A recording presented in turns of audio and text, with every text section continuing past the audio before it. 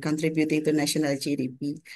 According to the article that I read from Yihan 2024, over 25% of consumer goods in China were purchased online, well above the global average for that year. And e-commerce has also emerged as a key driver of employment in the country and supporting a significant portion of the workforce as well. So over the past decade, and China has led the global e-commerce market, as Pak Doni also mentioned previously, outpacing even the United States by more than $40 billion in revenue. So currently, China has both the world's largest population of digital buyer and innovation, such as live streaming, fast delivery service, has recently been integrated as well into its e-commerce ecosystem, further elevating the overall consumer experience. So for this session, Ms. Wu Yang will explain how China governs the regulation of one commerce, including share the experience on the strategy for supervision, the implementation of the technical regulation or technical requirements, and conformity assessment to ensure the compliance of the regulation. And I would like to briefly read the profile of Ms. Nguyen. Thank you for being here, as I mentioned before. Ms. Nguyen has more than 20 years of working experience on conformity assessment and standardization, and she is at the moment a committee manager of ISO PC 2245 for cross-border trade for second-hand goods, and responsible as well for Mayor Committee of ISO PC 343, Sustainable Development Goals Management in China. And she's also a registered expert of several e-commerce related theses, and including ISO TC 321 on transaction assurance in e-commerce. So it's quite extensive profile with Wu Yang, and really great experience. And she is a project leader of several ISO projects for e-commerce quality assurance for the standard that mentioning by Pak Doni previously, ISO 2322120, ISO technical report 32123 as well. So without further ado, I would like to invite Ms. Wu Yang to deliver the presentation. I assume that you would like to share by your own, or should we share for you the presentation? I will share the screen by my own. Thank you Okay, very much. okay, Let me just share my screen. And yeah. thank you very much, Harini, for your introduction. And also thank you very much, Mr. Donny, for your welcoming speech. I'm very honored to be here and to share with you our experiences and also what we have gone through for the product quality assurance in e-commerce. Let me just first share my screen. Yeah.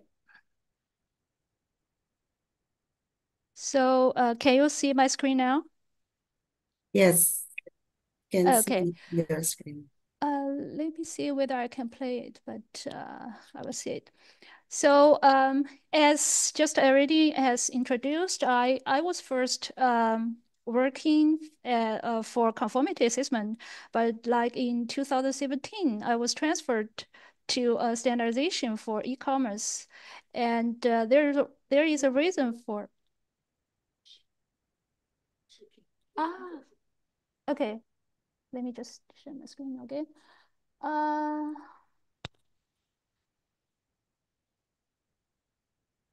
That's right now. You can see the presentation, the PPT right now on the screen. Yes, we can see, Okay. but it's not in the full, what we call slide show.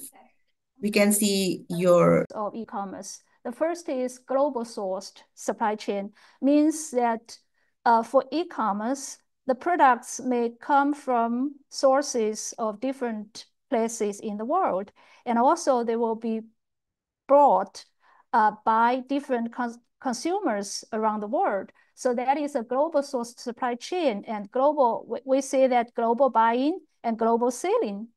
And this might cause problems because in traditional trade, when the products are exported from one country to another, there's always a predefined destination market for these products. You first get the orders, the big orders from the importers, and then you sell these products. You prepare these products, have these products certified according to the local regulations, and then you sold it. But now in e-commerce, because of this global sourced supply chain, when especially the small, medium manufacturers, when they are producing these products, they may be not aware where the destination country or the destination market of their products will be, which means that the products they produced may not be in compliance with the regulations of the local market or the target market. So that is a problem brought by the global source supply chain. Another problem brought by the supply chain is that because the global sourced feature of the supply chain itself is very complex. So you may not, the raw material may come from one country and they may manufacture it in another, or they may assemble it in a third country. So that makes the supply chain itself very complex, and it will be very difficult, or it will challenges for the inspections or quality assurance measures that has been taken in traditional trade. So that is one thing. Another thing that is, another feature that is very prominent in e-commerce is that its transaction is in virtual environment, which means as consumers, we don't see the products. We don't actually see the products or touch the products when we place our orders. And you don't know whether the information actually matches what the product really represent. So which brings the problem of authenticity of the products that has been transacted on e-commerce platforms. And that also is why there are a lot of counterfeits and fake products sold on platforms. That is one of the reasons, because the transaction is in virtual environment. You don't see the sellers, you do see the product itself, or you can see just pictures or a piece of information that they said will represent the product itself. So as consumers, you may feel not guaranteed about the product quality. And another thing is that the returned and refurbished products are resold on the platforms. So as we all have experiences, like when you buy something and you don't like it, you just return it and you got the refund. But when the products are returned, are they re-inspected for its safety or quality? Maybe or maybe not. Or sometimes, like phones, they are returned and they will be refurbished, especially for secondhand goods. And then that will bring problems of quality as well. So that is one thing related to a transaction in virtual environment. Another feature of e-commerce is that small in size packages. As I said, in traditional trade, we have a batch of products exported. And when you inspect it, or when you have those traditional TIC measures like testing, inspection, certification, you just certified or inspected a batch of products. And then you sold it in the destination market. But for e-commerce, a lot of products are sold in small, just one piece or two pieces. They are small in packages, which makes it bypass the traditional border check, for example, at the customs. So there, like before those trade tariffs in US that has been recently implemented, there is like 800 benchmark for e-commerce products, which means that's for other like for fresh food, which are also transactioned online, which means that if they are delayed for some reason at the borders, the product qualities of those fresh foods or fruits or vegetables will also be influenced, right? So these are the challenges we find that has been posed on product quality by e-commerce. So we are now actually also developing another ISO test report related to the product quality risk assessment in e-commerce. So I just copy a part of the text from the standard to illustrate where those risks come from, to see how we can, what are the potential risk sources are. So what we are trying to do is that we're trying to analyze the risks under e-commerce context, which means we will identify risks along the e-commerce at different e-commerce business stages, also along the e-commerce supply chain. And then we will see how we can find a way to evaluate the risk itself, and also what are the measures we can take to mitigate the risk. So if we look at the key stages of e-commerce businesses, we can see that it could be roughly divided into these 6 stages. The first is the upstream supply stages, which means the manufacturing stage. And the second stage is the online transaction stage, where the orders are placed and the products are delivered, are sent out. And the third stage is logistics stage, where the products are transferred from one place to another. And the fourth stage is warehousing stages. Right now, well, we have those traditional warehouses, but now we also have a lot of overseas e-commerce stages, which I believe Alibaba also have in Indonesia, which means that they place warehouses in local market, and all those orders from the local market will be delivered from these local warehouses. So warehousing stage is also identified as a key business stage in e-commerce. And the fifth one is a custom clearance, where the goods has to go through the custom clearance to enter into another country. And the last stage is after sales service, after sales stages. And all these 6 stages we find has something related to the product quality assurance. So if we identify the potential risk sources, we can see that the risk sources can include product, which means that the product, the attributes of the product itself will determine the risk levels of the product qualities, right? So we see that when we are talking about a pencil, its risks is, of course, lower, much lower than the electrical or electronic products. So that is a product itself. And also there's potential risk sources related to product or service providers. What the US Customs is doing is that they will analyze the historic record of the importers. So if the historic record of the importers indicates that importers has sort of violates the requirements, whether it's related to services or quality, product quality, then the risk of the products that has been imported by this importer will be much higher than those who do not have those bad historic record, right? That is very easy to understand. And also the logistic service provider may also influence the product quality.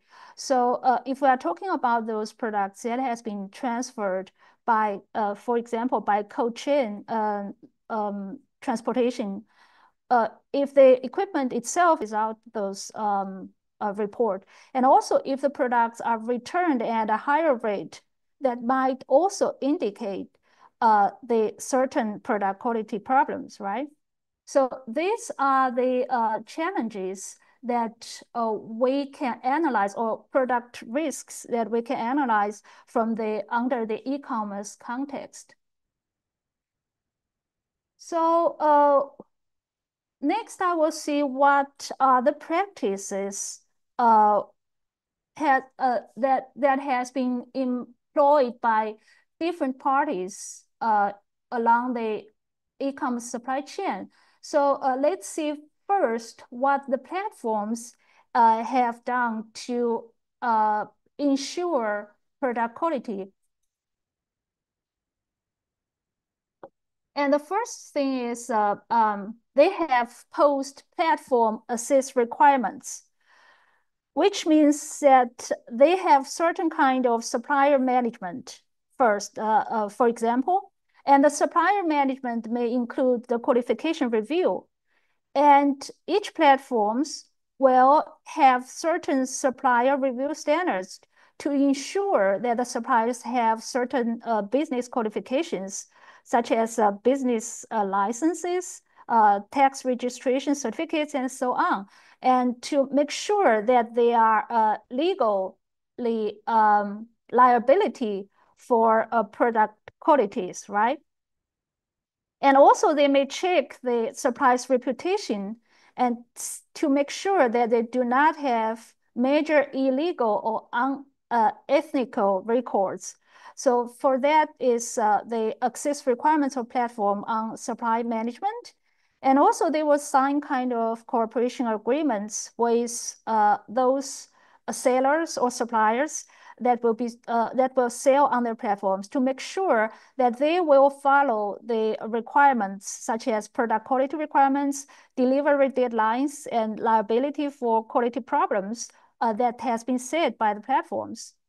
And also the platform will impose regular assessment on those sellers to evaluate their products as well as their after-sale services, so that they can identify or address potential quality problems that has been that has arisen during their operations on the platforms. So platform access requirements first include supplier management. And another thing is that platforms will also establish quality standards for those products that has been sold on the platforms. And the first thing and the most important thing is to make sure that the products that has been sold is in compliance with national or industrial standards, right? So, and also the platforms will establish their own inspection standards. They will inspect, for example, the performance, safety, and other aspects of the products. So what CQC is doing is that we have been cooperating with EPIC, which is a major B2B platforms for industrial products in China. And we have been cooperating with them to help them to establish the inspection standards. And we will help them to develop the inspection standards, and we will also help them to carry out the inspections according to these standards. So the platforms may set up their own standards for platform access. So if you want to sell on the platforms, you have to comply with the standards that has been set on the platforms. And also, another thing is that the quality standards may also include the transparency of the product information. So they need to, the platforms will establish a transparent information and also the evaluation system to ensure that the consumers can fully understand the quality, the performance, and other informations of the products. For example, the product labels and descriptions should be accurate and complete. And there are certain, not only just to meet the information for some products, but not for all products. And right now in TC 321, one of the standards related to product information revelation are being developed. I think it's now at the MP stage right now. So what this standard is trying to do is to standardize what kind of information should be published on the platform to make sure the consumers have enough information about the product itself. So like I said, per platform access requirements include the quality standards that's set by the platforms. And another thing is that the testing and certification, which we say that, and also inspection results. So the platforms may also require the sellers to submit TIC results as evidence of product in compliance with the quality standards. That is easy to understand, right? And also the platforms will cooperate with conformity assessment bodies, or they can do it by themselves to randomly inspect the products sold on the products. So by these measures, the platforms have kind of built up a platform access requirements for all those products that will be sold on their platforms to make sure that these products can maintain certain quality standard. And another thing that platforms is doing is that they also carry out risk assessment with algorithms and machine learning. Well, I am not an AI expert, but I will try to explain what are the measures they are doing with algorithms and machine learning. And the first thing is that they will collect as much information as they can. So they will collect information like product description, consumer review, historic record of the sellers, and logistic record, and all this information. And they will then sort of carry out risk assessment from multiple aspects. So that is one thing they are using the big data analysis. And another thing is that they will trying to use the algorithm to find out the abnormal patterns. For example, if one seller, he has sold different, a lot of kind of products, but they are using the same description or similar description of all those different products, then that is considered as abnormal and will be marked by the platform as abnormal pattern, and then which needs further investigations. And also there are abnormal patterns like certain products has been sold recently in a large number, and all the review are, all the evaluation are give them 5-star, which means that it might be fake review, right?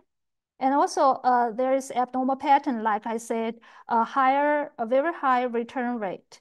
So that is also indicates there's some problems that need to be further investigated. And platforms also use predictions data to predict that the potential risks of the products. So they might have like 100 pieces of fake samples of certain products, but use these algorithms, they can predict that certain, for example, the very low price big brand cosmetics are coming from certain areas of product quality risks, right? So that is what they are using the algorithm to predict the risks. And also there is real-time detection and blocking, which means that they will use the AI model to scan those products that has been placed newly on the platforms. For example, the lowest price of all the platforms for information like this, and they will block these suspicious informations as potential risks as well. And also the algorithm and also the machine learning models will be updated by the platforms itself. For example, when there are certain report from the government, for example, post-market surveillance agencies saying that the certain capacities of the chargers has been marked, then the platforms may revise their algorithms and to give more specific descriptions of those products and to identify the potential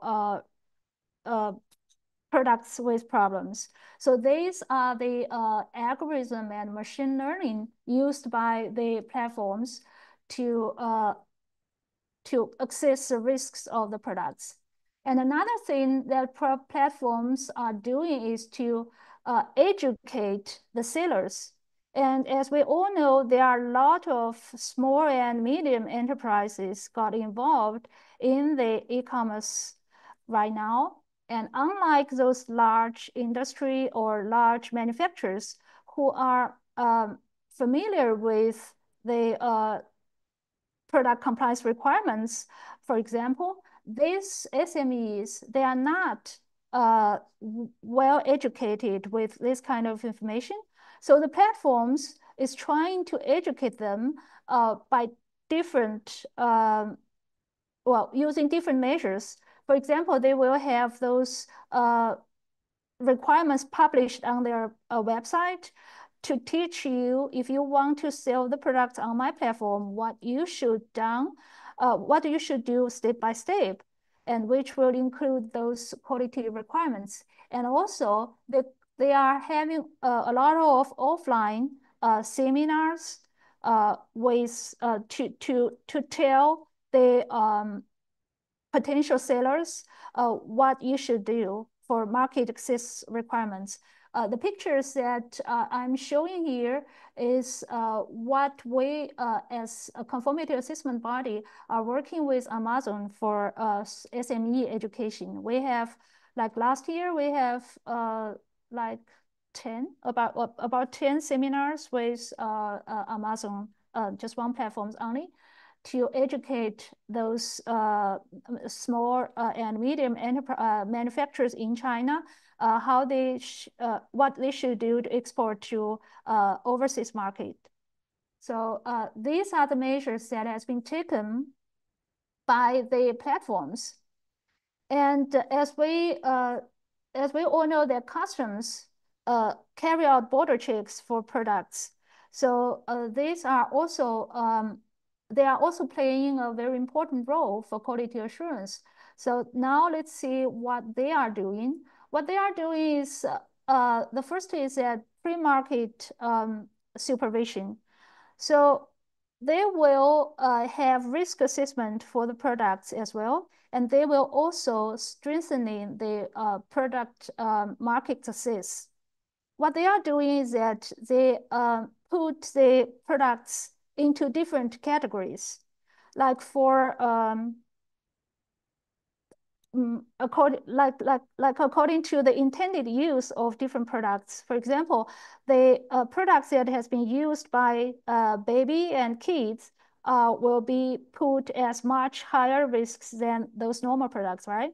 And food and electronic products will also be put at in the category of higher risks than those cups, for example. And besides the categorization of the products, they will also analyze the data like complaints from the consumers, and also the news report about the product problems. And they will have those products that will be that require special attention, so the customers can supervise those products, put them in a higher priority for supervision or inspection, right? And another thing is that customers are also taking third-party testing, certification, and inspection results for customer clearance. So that is the same as traditional trade. So what the customs is also doing is that they will post risk alert and dynamic inspections according to this risk alert. They will analyze the data, the historic data of the products, and also the data of the product attributes. And they will put products of higher risks under alert, and have dynamic inspections. And another thing is that they will establish product traceability system, which may require that the traceability information can be exchanged with the customers. So what we have done in like several years ago, is that China import fresh milk from New Zealand. And this milk are required to be put on shelf in 48 hours.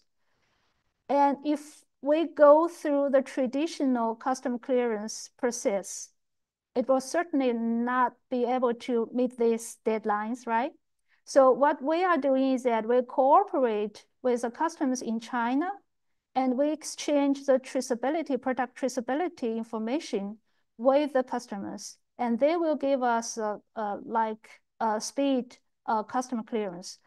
The information that we are sharing not only includes the product inspection information on site, I mean, on the farm, and also the manufacturing site, the factory in New Zealand, but also the information of the cold chain logistics using IoT. So they know that these products are under consistent quality supervision, and that is a reason they can provide the speed custom clearance for this kind of products. And also,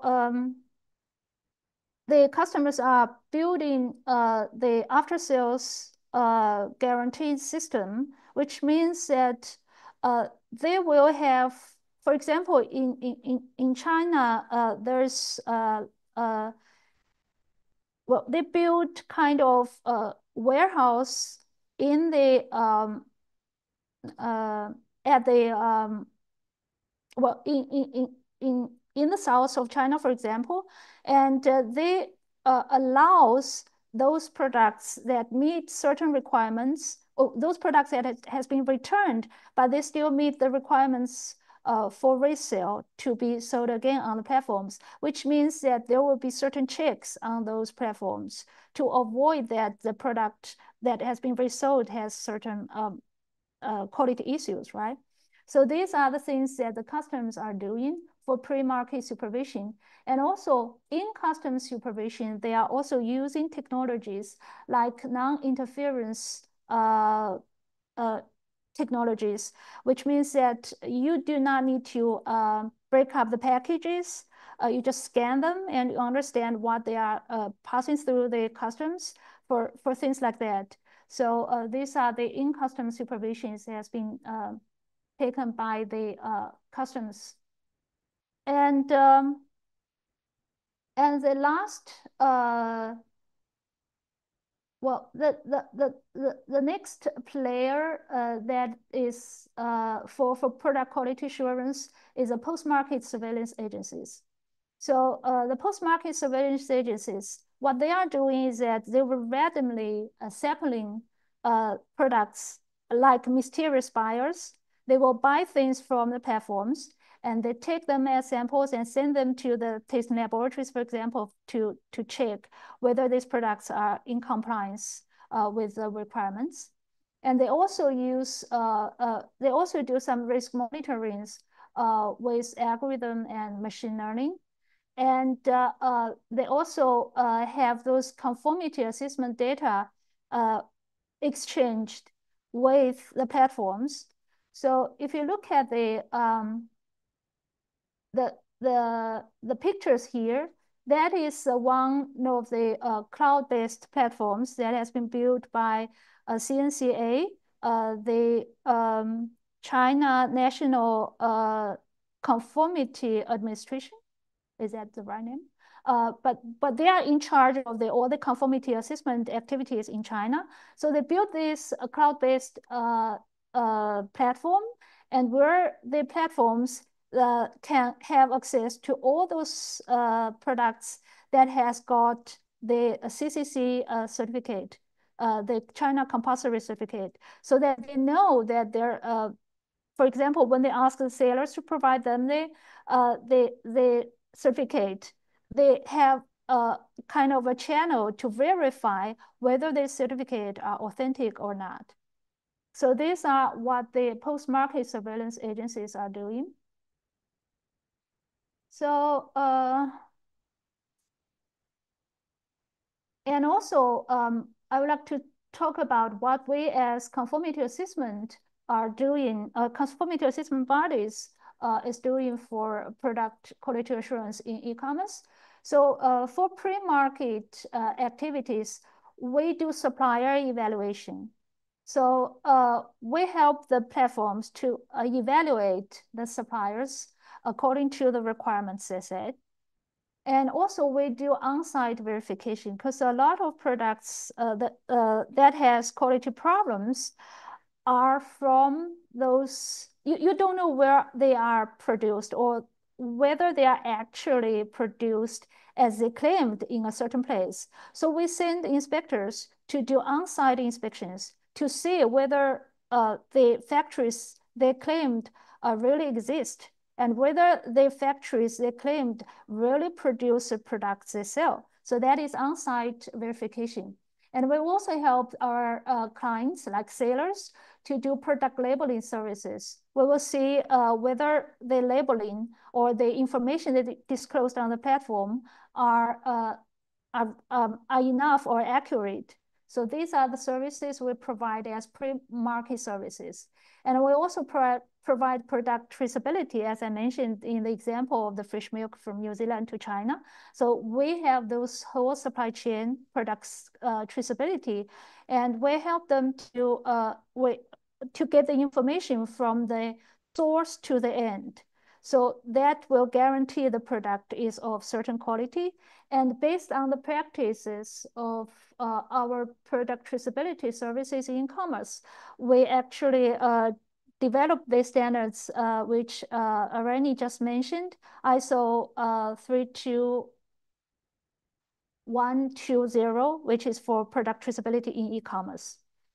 And for post-market services, we will act as mysterious buyers, and we will buy the products from the website and then carry out tests. And also, there are appraisals related to product quality for consumer production. We will act as service body to provide the third-party testing or inspection services like that. So that is what we do as conformity assessment body. And next I'm going to talk about the regulations of e-commerce in China. So we think there are 3 layers of laws or regulations related to e-commerce. And the first are 2 fundamental laws. The first one is called the Electronic Signature Law of the People's Republic of China, which was published in 2005. And this is a fundamental law for e-commerce because it establishes the legal validity of electrical signatures, which makes the e-business transaction and possible, right? And also it regulating the electrical signature behaviors and put requirements like security requirements to ensure the authenticity, integrity of electronic signatures. So by doing that, they can ensure the security of the e-transactions. So that is why it is a fundamental law for e-commerce. Another one is Civil Code of People's Republic of China, which was revised in 2021. And after the revision of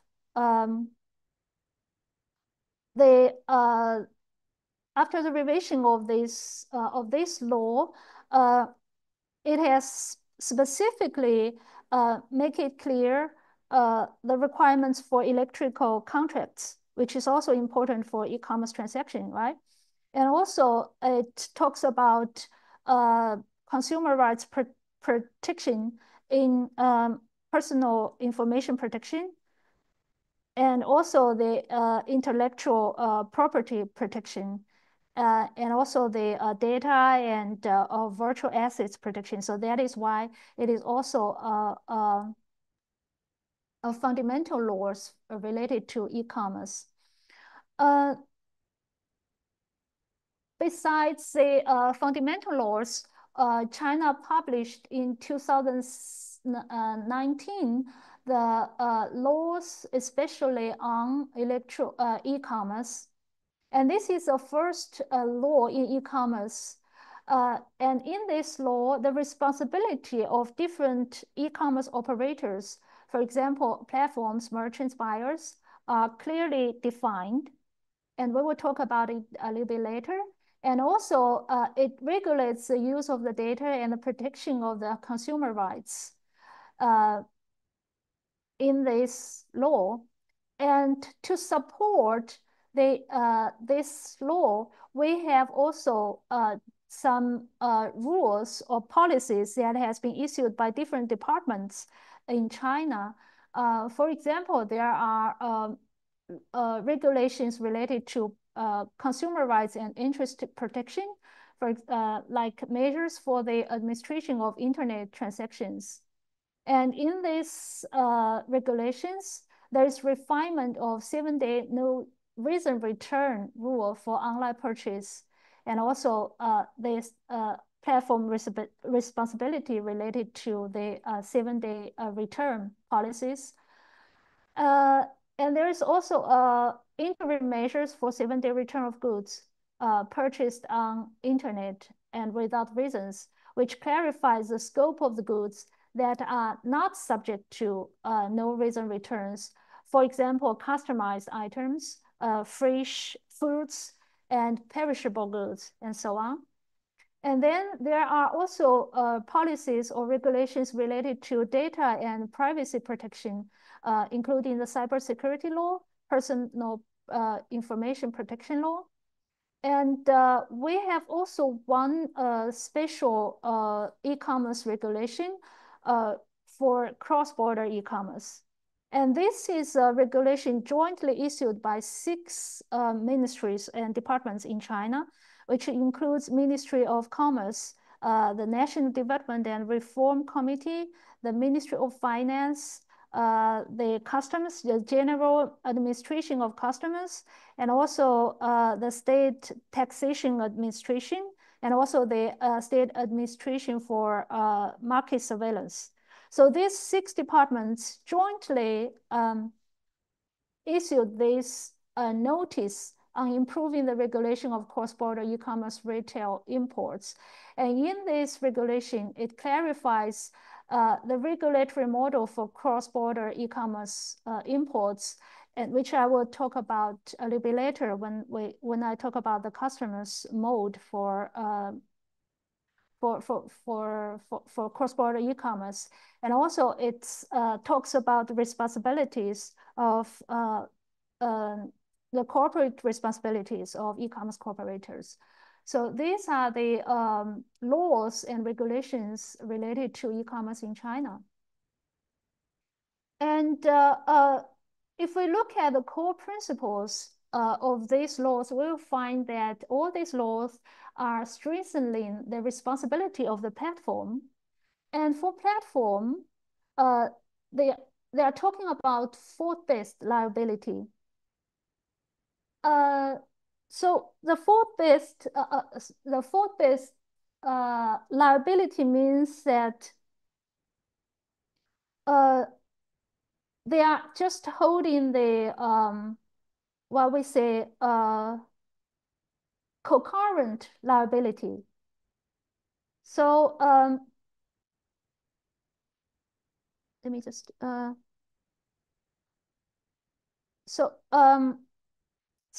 which means that the platforms will be held liable for damages regardless of whether they were at fault or negligent. So that is a fault-based liability for the platforms. And for example, when the qualifications of the sellers are not checked, then the platforms has this fault-based liability. And also because they should know that they should check the qualifications of the sellers. And also if there are infringement of the, for example, intellectual property, and the platforms also have this joint liability or concurrent liability, because they should know there are infringement of the intellectual property, but they do not do anything about that. That is considered as fault-based liability. And for sellers, the laws are strengthening the fault liability, which means that the sellers, no fault liability, which means that the sellers will be held liable for damages regardless of whether they are at fault or negligent. So which means that the sellers has a first priority, they should be held responsible at first for product quality. So that is the responsibility of that has been regulated in these laws. And another thing is that these laws put the protection for consumers at the top priority. So which allows the consumers to claim compensation from either platforms or sellers. And they can, which means that the consumers can directly claim compensation from the platforms, and then the platforms have the right to recover those compensation from sellers. And the third core principles for these laws are security and risk control. So the security includes the transaction security, data security, and network security. And also the risk controls, as I mentioned, not only just security control, but also product safety risk control. And these laws and regulations also clearly identifies who will be held responsible for what. For example, platforms will be assumed with the responsibility of gatekeepers, and they need to audit qualifications, handle complaints, and ensure security of the transactions. And the sellers are held directly responsible for product goods qualities. And the other service providers will be held responsible according to the rules. For example, the logistic service provider will be held responsible for example for the delay of the products, and also the delay of the delivery, and also the cost quality problems because of the delay. So that is regulations of the laws and regulations related to e-commerce. And we will see these four departments are actually supervise the implementation of these rules and laws. The first is the state administrations for market regulations. So this is the main regulator for e-commerce product quality and also anti-counterfeiting. They will handle the business licenses, consumer complaints, and advertising violations, and so on. So they are mainly responsible for market access and also post-market surveillance. And another important player is the General Administration of Customs, which manages cross-border e-commerce, especially for tariffs as well, and also custom clearance. And Ministry of Commerce oversees e-commerce policies, trade rules, and cross-border e-commerces. And Cyberspace Administration of China regulates online content, data security, and cybersecurity for e-commerce platforms. So these departments and ministries together are guaranteeing the transaction security and safety in e-commerce. So let's see what is state administration for market regulation actually do in supervision of e-commerce. What they are trying to do is to control the source and process supervision and prevent the risk. So as I said, what they are doing is trying to set the benchmark for market access. So they will review the main body qualifications, and also they will establish the commodity filing system. And what they are doing to supervise the whole process is that they may take samples, they may organize the sampling from offline and online stores, and to check the quality of those products. And also they build the quality traceability systems for products, especially for food and medicals, for example. And they're also doing risk monitoring and risk alert. And for post-market regulations, they establish mechanisms for product recalls, and also they have those credit supervision systems for platforms. And also they use all those innovative tools for market access, for market surveillance. And for the customers, as I mentioned earlier, there are actually several supervision modes for customers in China. What they are trying to do is that their WCO has actually published the framework of standards on cross-border e-commerce. And they are trying to do is to do positive supervision and also risk management. For positive supervision, they are trying to have those positive list of goods.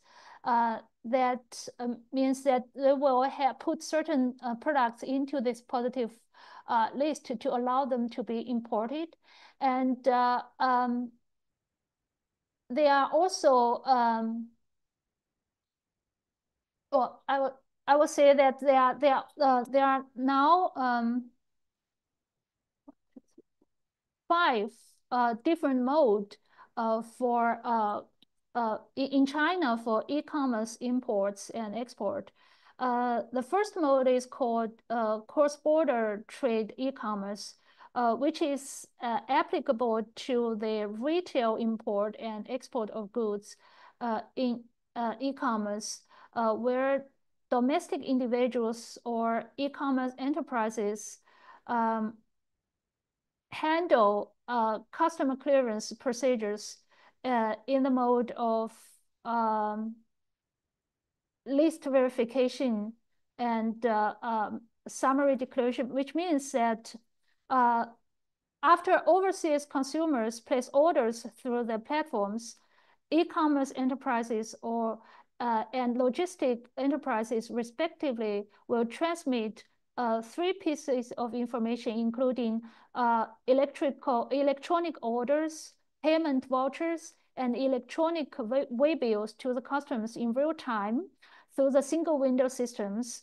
When the goods are exported, cross-border or imported, the cross-border e-commerce enterprise or their sergeant or their agents will submit the declaration list to the customers and handle the customer declaration procedures in this mode.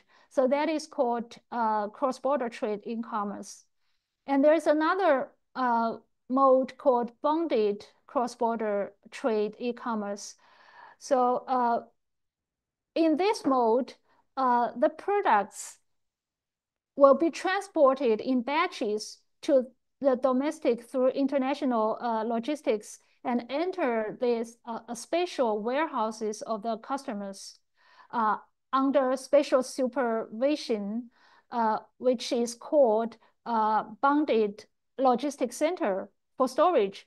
So after the domestic consumers place orders to purchase goods on e-commerce platforms, and the formalities for leaving this area, the bonded logistics centers will be handled, and the goods will be delivered to domestic consumers from this bonded warehouse. So that is another mode for that.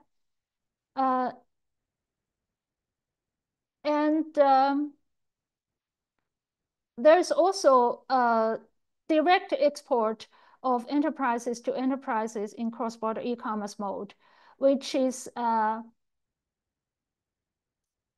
under this mode, the cross-border e-commerce export enterprises will transmit electronic information such as transaction orders to the customers through this single window, and logistic enterprises transmit the electrical logistic information to the customers. So if the condition permit, the payment information can also be transmitted, and they will be responsible for the authenticity of this information. And also there is export of cross-border e-commerce overseas warehouses. And I will not talk too much in details about this mode, but with these different modes, the customers in China are able to address by different trade mode, the product quality assurance issues here. But in general, what they are doing is to adopt the risk management initiatives. So they will do risk analysis, sampling and monitoring, and to guarantee the product quality. So that is what the customer is doing. So next time, I'm going to talk about the two possible approaches for product quality assurance. The first one is data-driven. So what we find very useful is the advanced exchange of product quality information along the e-commerce supply chain. So this data approach will include, of course, first the data collection. So we'll collect the product-related data, like I said, product attributes, suppliers' data, and also customers' data. So the feedbacks, reviews of the customers, and also the logistic and delivery data, the shipping information, inventory information, and also probably IoT information. So with all those information, we kind of build the traceability information chain of this e-commerce transaction. And based on the data collected, we can do data analysis for quality assurance. So we can have this descriptive analytics, which includes the quality matrix calculation. For example, we will see the product return rates, customer satisfaction scores, and defects rates, and to see the risks of the potential risks of the products. And we can also do the data visualization. So we can visualize the data through graphs, charts, and dashboards. And so it will make it easier to identify the trend and patterns related to the product qualities. And for data analysis, we can also do predictive analytics, like what I mentioned earlier about the prediction of the quality issues, and also prediction of the customer's behaviors. So combined with these two information analytics, we can do prescriptive analytics. So we can help to optimize the decision making. So it will help to provide recommendations to the platforms to see how to improve quality based on this data analysis. For example, if the data analysis shows that a particular product categories has a higher return rate due to like size issues, the prescriptive analytics can recommend adjusting the product sizing chart and providing more detailed sizing information to customers to avoid the return or due to the size problems. And also it can help to optimize the whole process. So to implement this data-driven quality assurance measures in e-commerce, what we need to do is to first establish the data managed systems. So the parties platforms and also the market surveillance agencies, conformity assessment bodies, as well as the customers, they need to have their data management systems to process the large amounts of the data. These systems will help to handle different types of data, either structured data or unstructured data.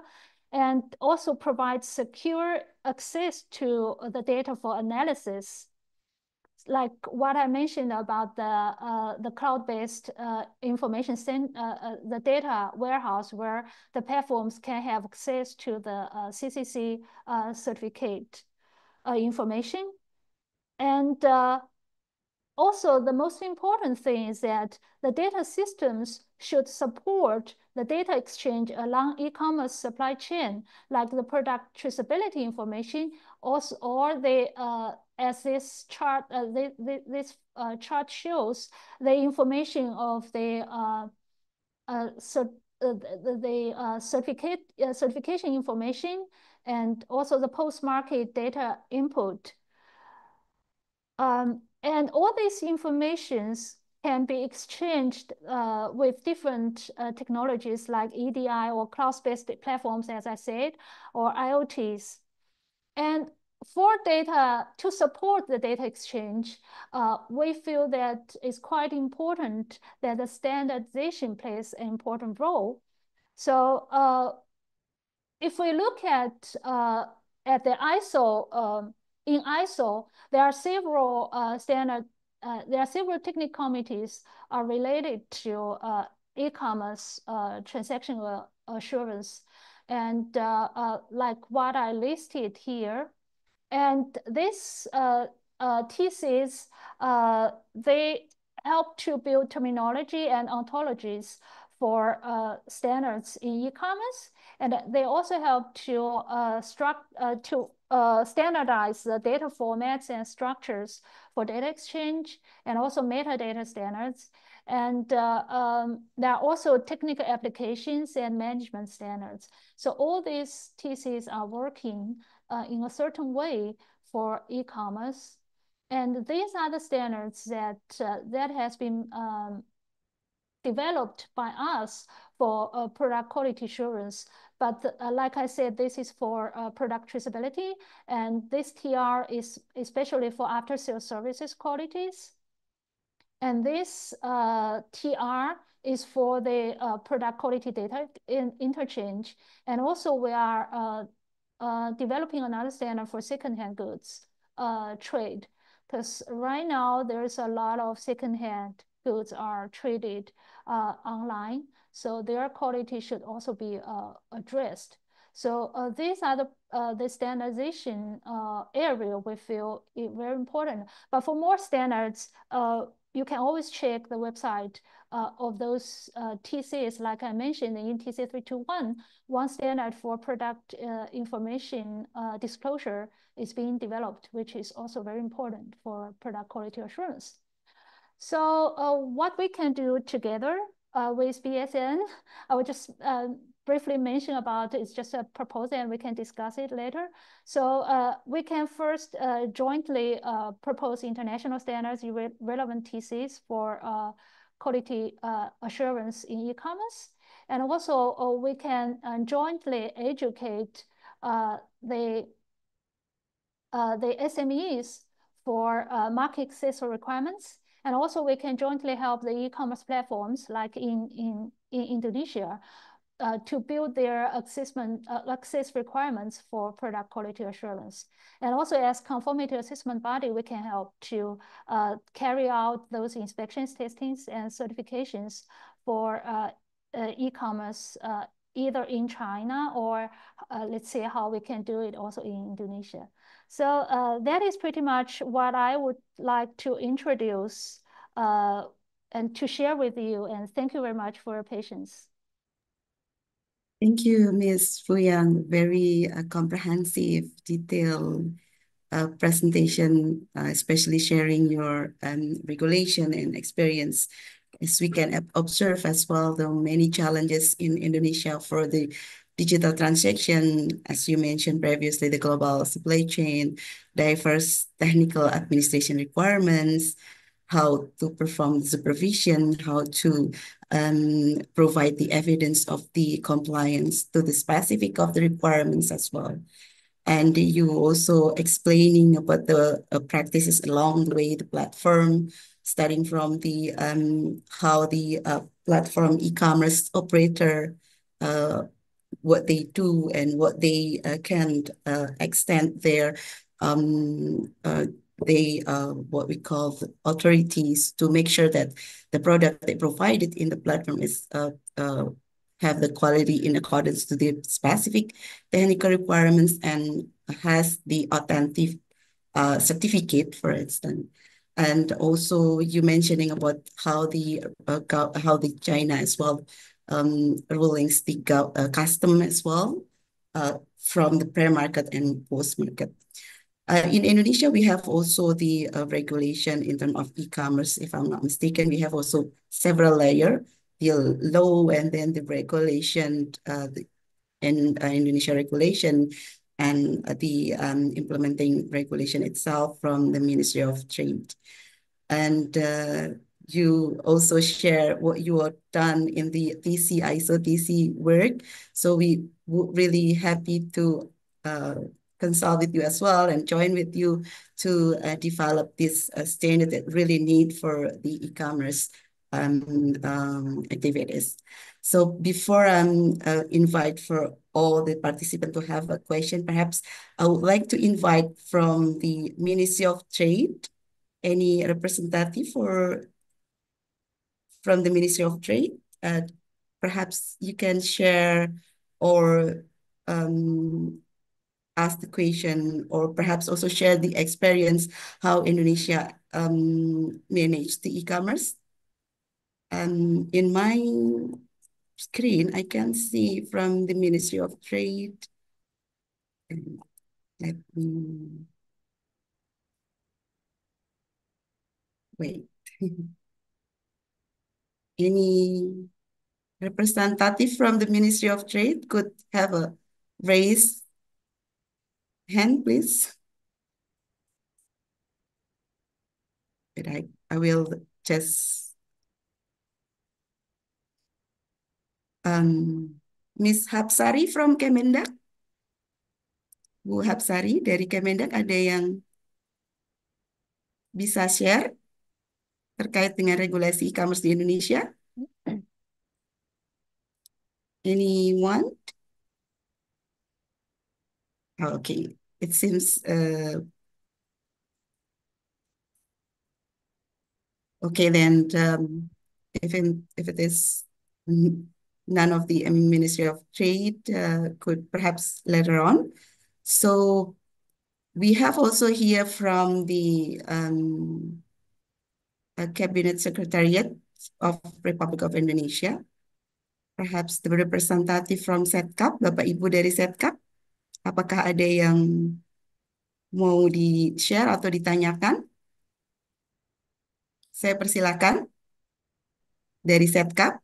Halo, good morning. Iya, Pak Rifki. Yes. Ya, terima kasih Pak Rifki. Silakan Yeah, Pak. terima kasih. Thank you to the moderators. And I would like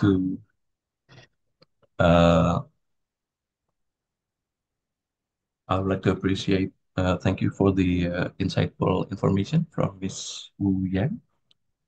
So we got a some knowledge about the quality assurance and then the marketplace there and regulations in China.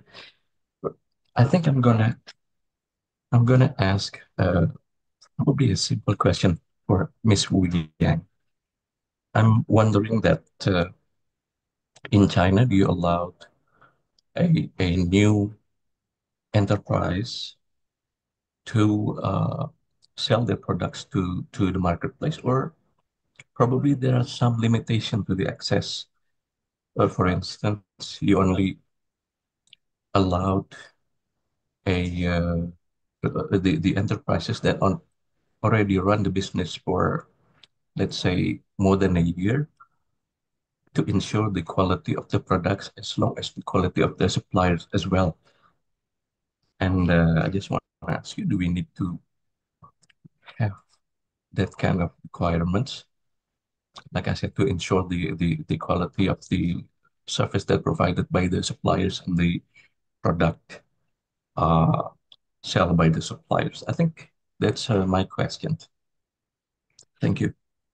Thank you, Okay, Pak thank you. Rifki. Ms. Wu Yang, you can directly answer the question. Okay. Thank you very much for your question.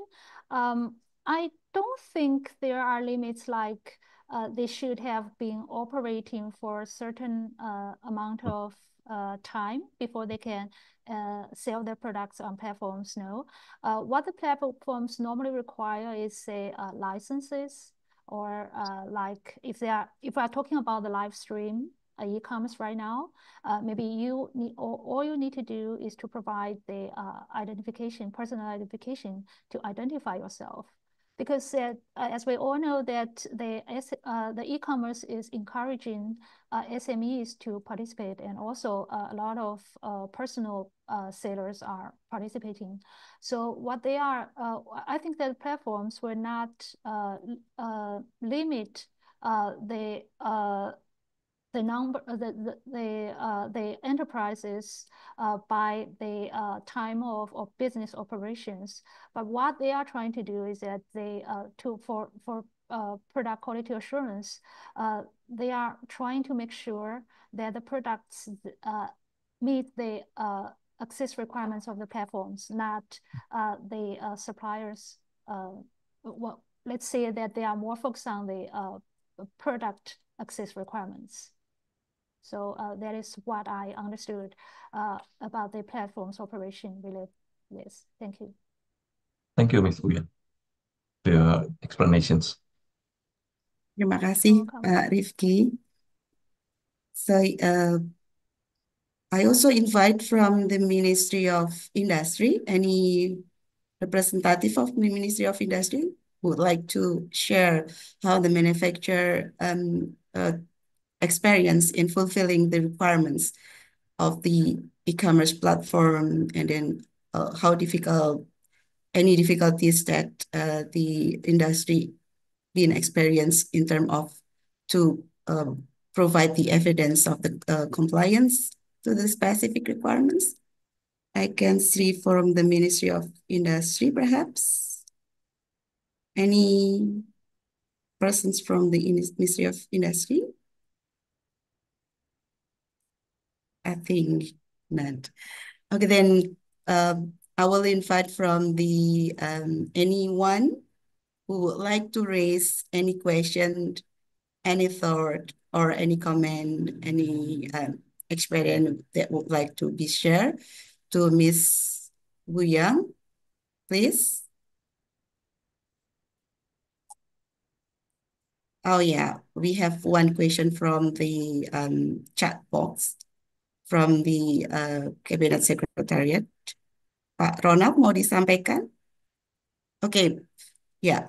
Before from the Ministry of Trade, yeah, Bu Nova, silakan. Good morning, Ibu Arini and Ibu of the speakers Ms. from Wu Yang. China. I want to ask the speakers about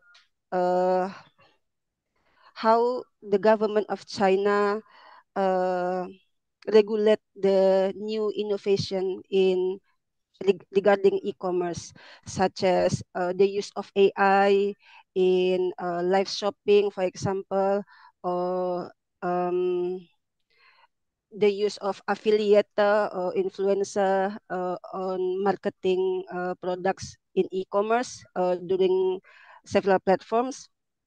Is there any regulation from the government of China regarding this, or any other innovation in regarding e-commerce in China?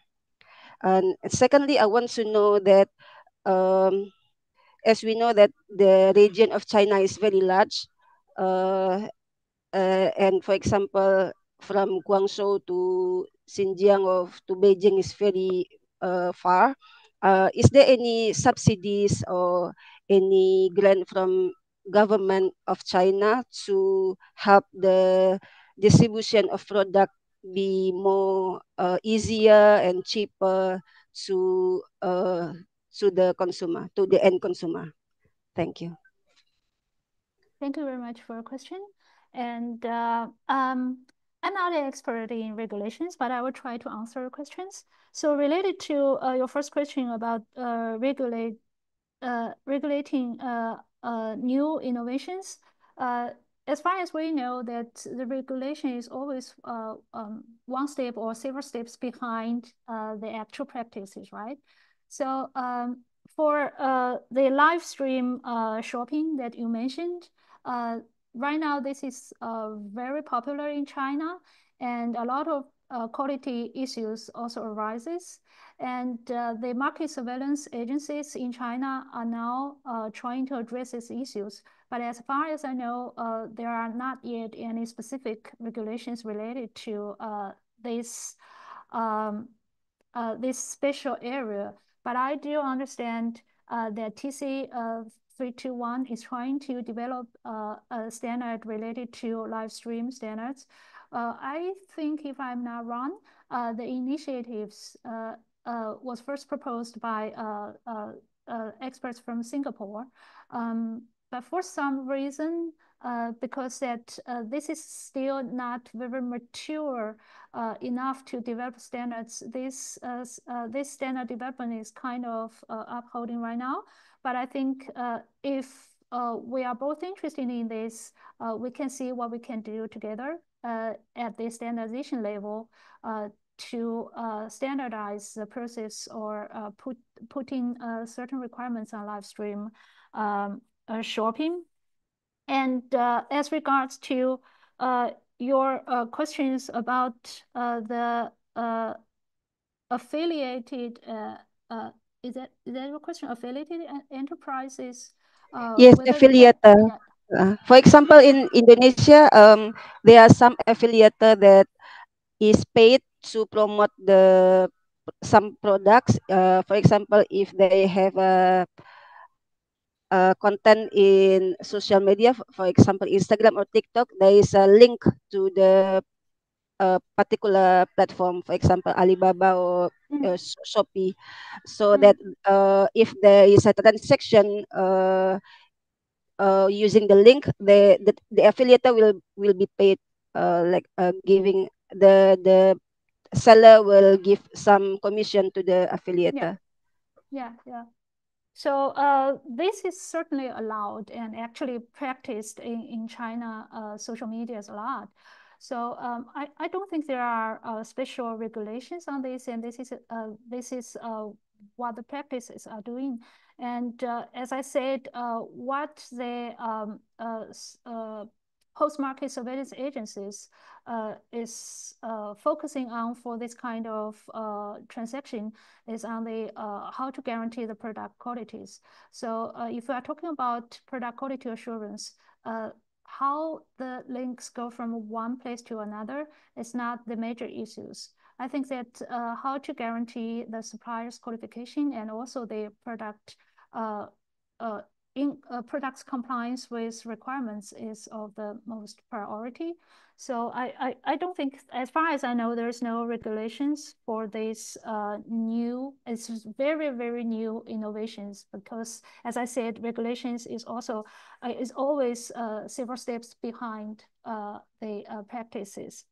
And regards to your second questions about the subsidies to products sold on e-commerce platforms, yes, there are subsidies provided by the platforms to make sure that the products are very price favorable. For example, I'm not sure whether you know PDD, Pinduoduo in China, or Temu, if you know, that is an overseas version of PDD. And they are selling very low price products. And I think that the platforms are giving subsidies in a certain form.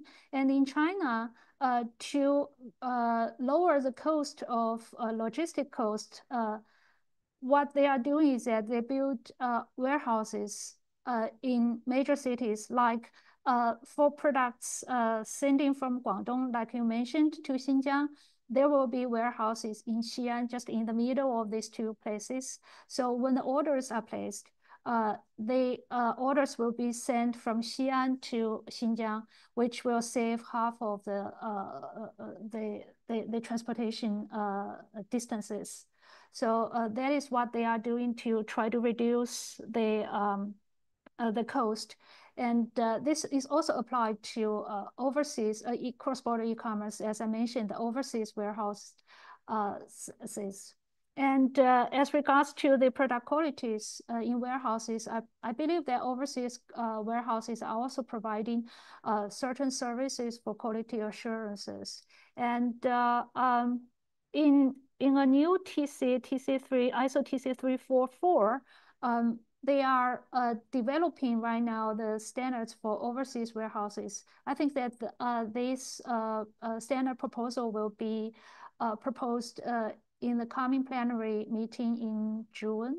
So that is what they are trying to do innovations in warehousing, and we are also proposing a standard for smart warehousing, which will also help to optimize the process and also the quality assurance for in warehousing for the cross-border trade, and also help the cross-border trade in e-commerce. I hope this answers your questions. Thank you very much.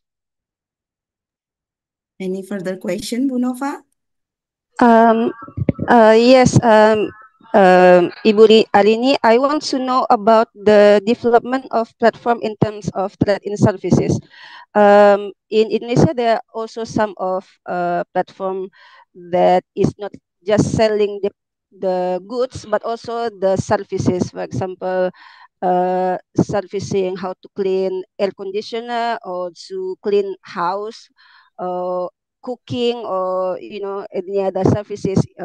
It's quite developing well in Indonesia, and is also part of trade products, and it is allowed to be sold.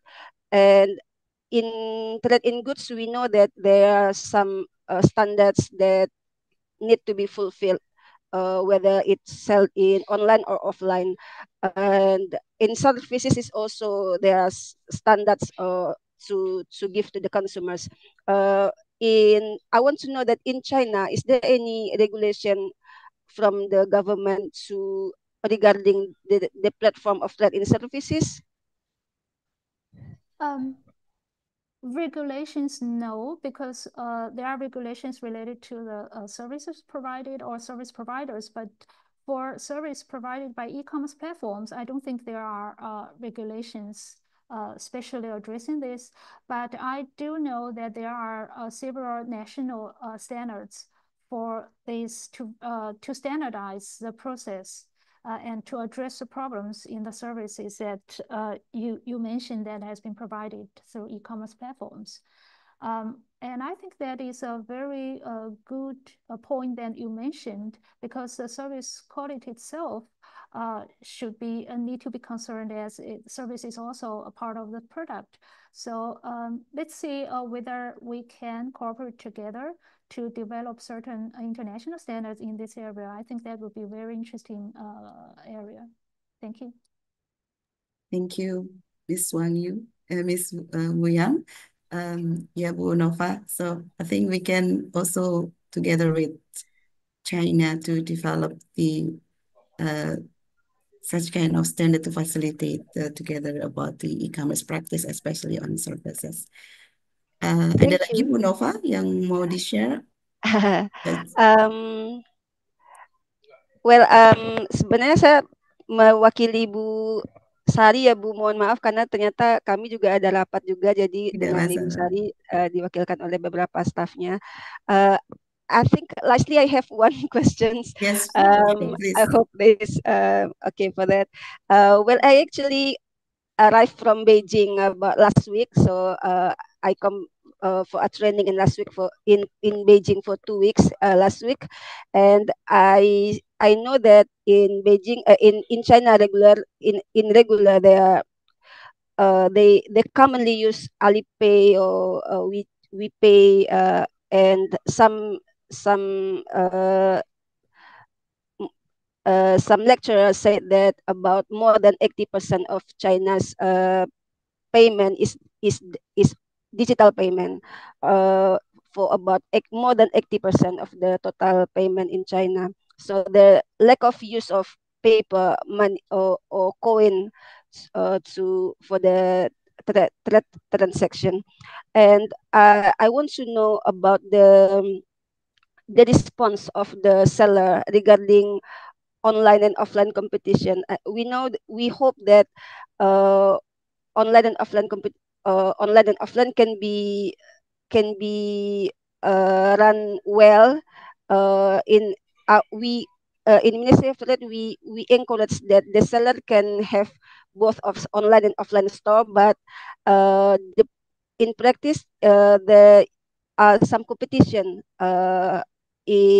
in the field regarding online and offline seller. And I want to know, is there any issue or competition or protest from the offline seller regarding the development of online platform? Because in online platforms, you have some free of distribution, free of there are some even more cheaper than the offline store. Is there Shipping any fee. like shipping fee or some discount from the manufacturer? So sometimes the price can be the differentiation of the price can be significant. Is there any protest from, for example, the trader from the traditional market, for example? Because we experience it Yes. in Indonesia. Yeah, thank you Because very much for your question. So that is certainly a problem with the development of e-commerce. So it has huge impact on the offline businesses. It also happens in China, but I don't think that there are protests or something like that, because people just accept it. I think that, and also online shopping is much easier and cheaper for consumers. So we as consumers will welcome it very much. But as regards to the business development, I think the government is also trying to help to to see how the offline small businesses can benefit also from the development of e-commerce. As I said, the infrastructures and also the platform subsidies are all measures taken to help the SMEs to also have some share in e-commerce. So that is all I can answer, because this is not really my expertise. I'm sorry about that. yeah, we can see as well the physical merchants also extend their business into online as well. So they have also the offline store. They do also performing the online to just extend their business Yeah. to meet with the customer behavior at the moment. So I think we thank you, Bu Nova, from the Ministry of Trade, because we also have the regulation, yeah, Bu Nova, yeah, the Ministry of Trade regulation, Minister Regulation number 31, dated year 2023. Yeah. That's also mentioning, explaining about the e-commerce. And if I'm not mistaken, this regulation also distinguish between the e-commerce and social e-commerce, social media that you mentioning previously, the innovation, while they use the other platforms such as live shopping, or they need to have a separated permission, if I'm not Yes. mistaken. Yeah. Okay. Yeah, we have Presidential Regulation number 80 year 2019, and the specific regulation in the regulation of Ministry of Trade number 31 year 2023. We uh, we we obligate the seller to comply with the standards, for example, the halal standard for Muslim Islam people, and for example, cosmetic it need to comply with the Bureau of Cosmetic and Foods, and there are some other standards that some not all of product, but some product need to comply with the standard that we already regulate before. And it's we also doing some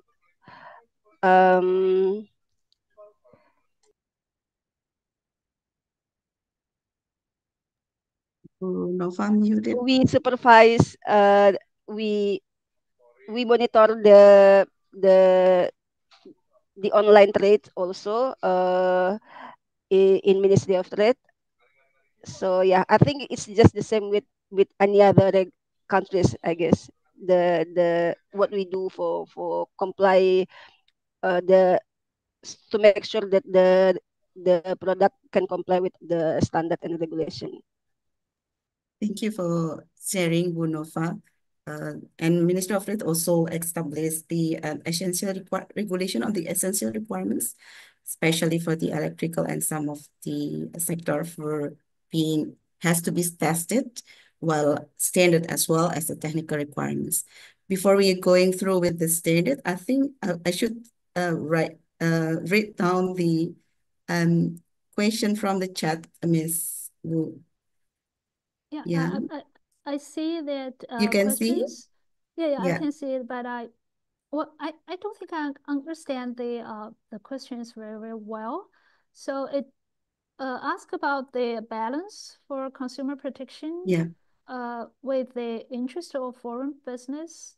So What Indonesia doesn't can. yeah, I don't understand what the questions. Yeah, perhaps we can invite Pak Ronald dari Setcap. Would you please to raise or open your mic to convey your question? Okay, thank you, Silahkan Pak Rini. Ronald. Thank you, Miss Yang. First, my apologies, everyone. I've got some technical issues here, and so I won't be able to turn on my camera. Before I convey my questions to Rini and Miss Yang, please let me touch on some issues, especially in terms of comparison between China's commerce and Indonesia's with regard to what Ms. Yang has presented before. First, I want to emphasize on market scale and growth standpoint. I think China has a market worth over $2 trillion US, and this, I think, undoubtedly make China as an undisputed leader in e-commerce market.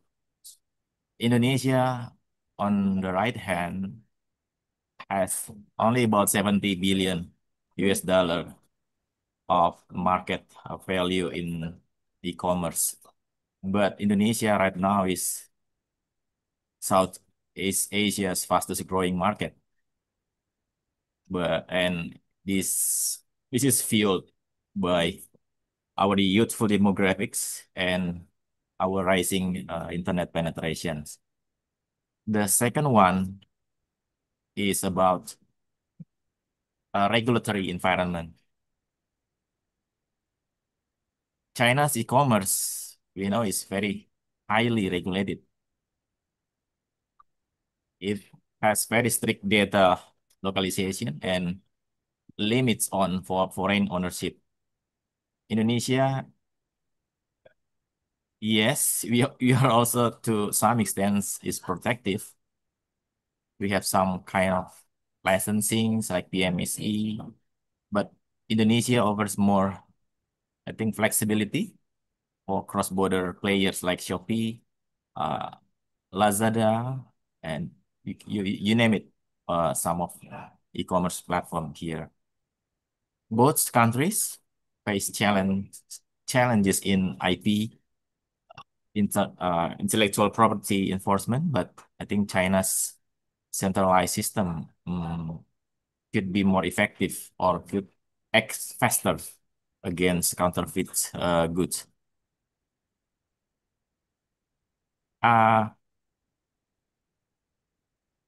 the road ahead, I think Indonesia and China can learn each other for collaboration. Indonesia, I think, can learn from China's digital infrastructure. And these two countries, I hope, could redefine ASEAN and China digital trade, how we balance scale with accessibility. I think that's the short response. And let me continue to the questions. Actually, there are a couple of questions I'd like to ask, but let me limit only to this one question about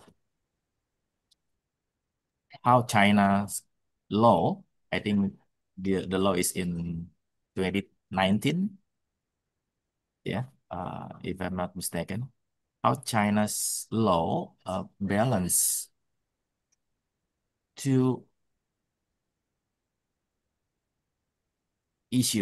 sensitive issues between consumer protection on the one side and the interest of foreign businesses on the other side, and what Indonesia can learn from China's implementation on this issue. I think that's all from me, Bu Rini. Thank you. Okay, thank you very much for your explanation and also your questions. And as you said that, well, you said the Indonesian market is not as large as China. It is true, but as far as I understood, in Indonesia's e-commerce market should be the one of the largest in Southeast Asia, right? So that's why Alibaba has set up the platforms like Lazada and Shopee in Indonesia as well. So your proposal of cooperation between China and Indonesia is also very welcoming and also very important because, as I said, this is a global supply chain and we need to work together to guarantee the product quality. And as regards to your questions, I'm sorry that my expertise limits to the conformity assessment and the related standardization. So I don't think that I can understand, I can answer your questions very well, but I will try. For consumer protections, we certainly have consumer protection laws in China. And as regards to the interest of the foreign businesses, if I understand it right, you are talking about how the foreign businesses like platforms can cooperate and benefit by operation in China, right? So let's just take, I can only give you one example of Amazon in China. So if you look at the history of Amazon's operation in China, you can see that I don't remember the specific year number, but before Amazon is doing both imports and exports in China and provide imported goods to Chinese consumers in the market. But now Amazon is focusing on the exports only. And I don't think this is because the limits from the government or the policies in China. It's just because of the competition. For the goods they sell to Chinese consumers, they cannot compete with local platforms like Alibaba and other Jingdong and other platforms. So they cannot benefit from that. So they closed down that part of the business, and they are now focusing on the exports only because 90% of the products that sold on Amazon are exported from China to overseas market. So that is what they are doing. So and for consumer protection, if we take Amazon as an example, what they are doing is that because they had a lot of pressure from both US and also European countries for product quality assurance. So what they are trying to do is that they're trying to control the product quality from the source. So that's why they have those education programs for SMEs to make sure that they are in compliance with certain requirements. And also they have those very strict platform access requirements, as well as those AI-supported algorithms for risk analysis. All these measures are taken to protect consumer rights. So that is what I can share with you with the example of Amazon. I'm sorry that I'm not an expert in this area. Okay. Yeah, thank you, Ms. Yang. I think, yeah, we can also learn from China how China integrate the supervision in terms of to make sure the all product that coming in into the e-commerce have the equal or have the same requirement with the physical store. So it's the quality is the same, but perhaps we still do have a homework ya Pak Ronald. Di Indonesia mungkin beberapa platform, sorry I speak in bahasa, just to figure out the condition in Indonesia. We have still homework in Indonesia, such as the product quality through the e-commerce. Perhaps still the compliance is, perhaps the compliance is still some of them not follow the rules compared to the distribution market in physical merchants, because they easily to be supervised by the government. However, for the e-commerce, perhaps we still have a homework to do that. Begitu ya, Pak Ronald ya. Mungkin ada beberapa case bahwa kita masih ada beberapa produk yang mungkin saja yang through online itu masih beberapa hal yang perlu diperhatikan terkait dengan requirements. And we can learn also from the China how the China put the quality requirements, including the administrative as well, in the platform e-commerce, and how they work together with conformity assessment body to inspect, to supervise all the compliance of the product, and how they provide the supervision, including, I also have some question in terms of how the standard would be in place in China. I'm sure that perhaps in China, not all the standards become mandatory, such as in Indonesia, because in Indonesia, we have also the mandatory and also the voluntary standard, depends on the risk of the product itself. And also how the China as well recognize the conformity assessment body itself. As you mentioned, SAMR is the one agency who govern all the market access control. Do the conformity assessment body also need to be recognized by them to be able to perform inspection or certification or testing, for instance, for the laboratory, or they just can provide the services based on the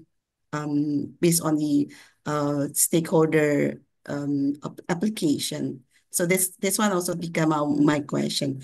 But before, perhaps you can also we can have a sebentar ya Bu Nova ya.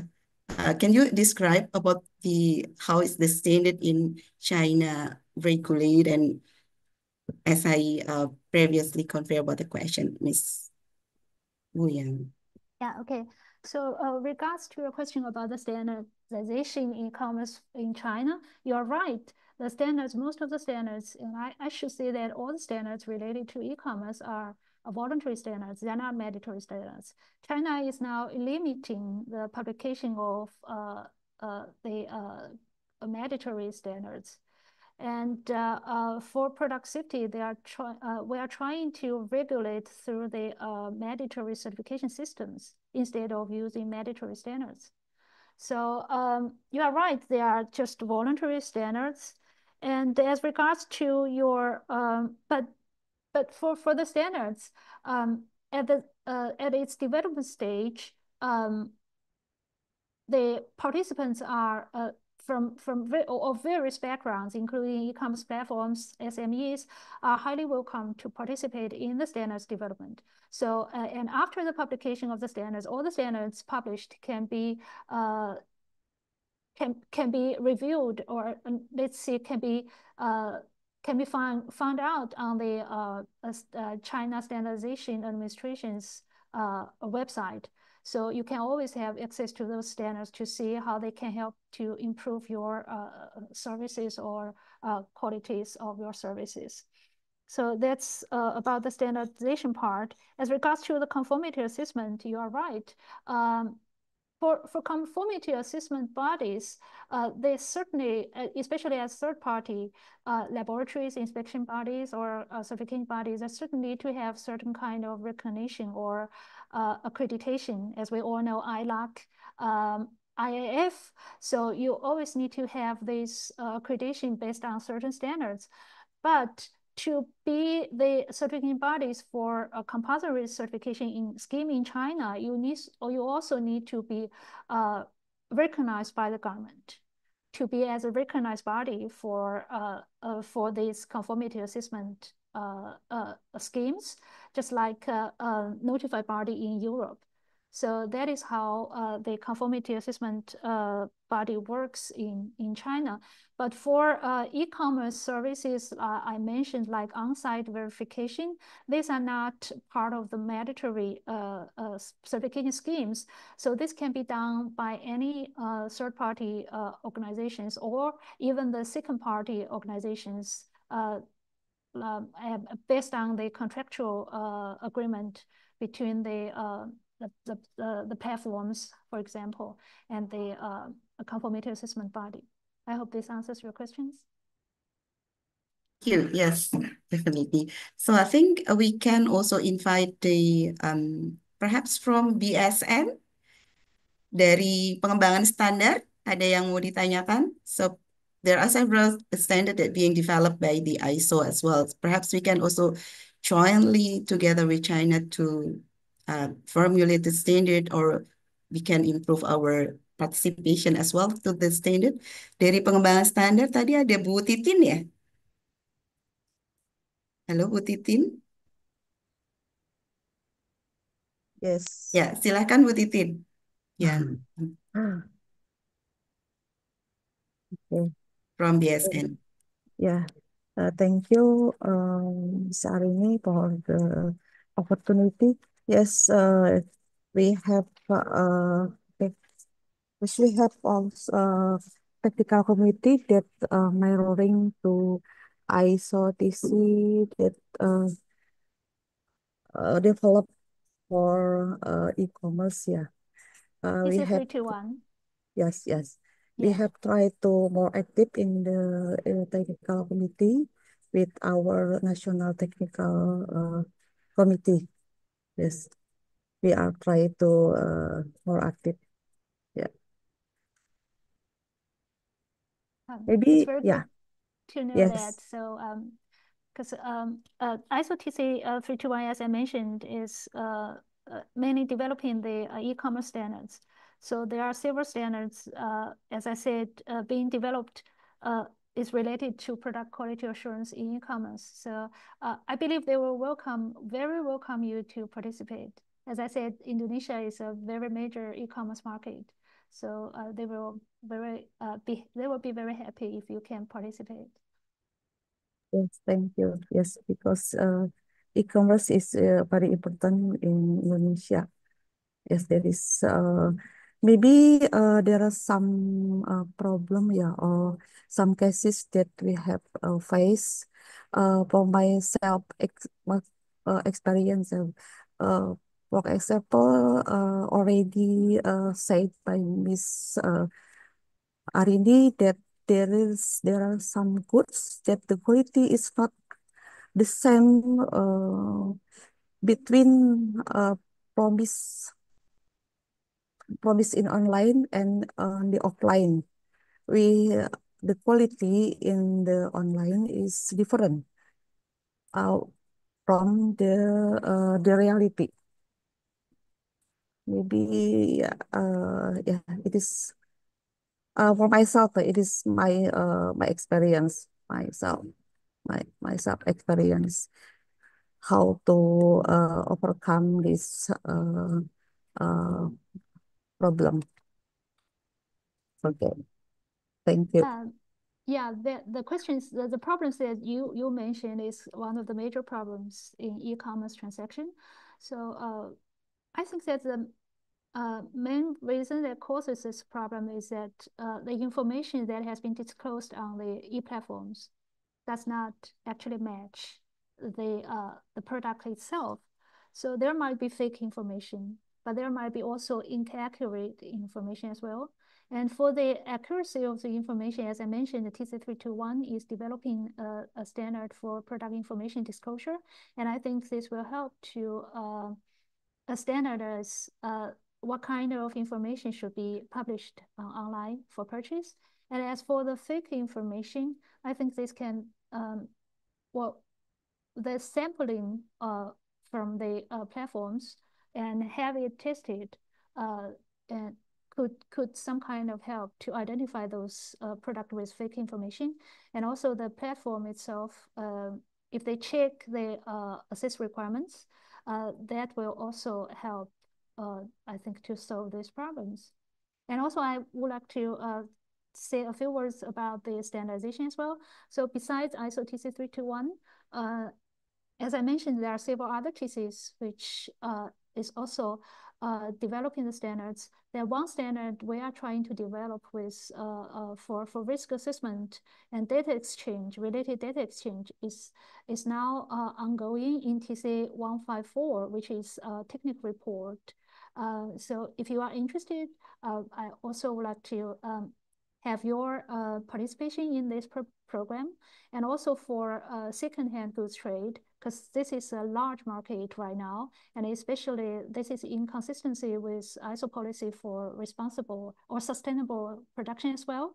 So we see a lot of second-hand goods sold online, and we are also developing the IS standard in ISO PC 245.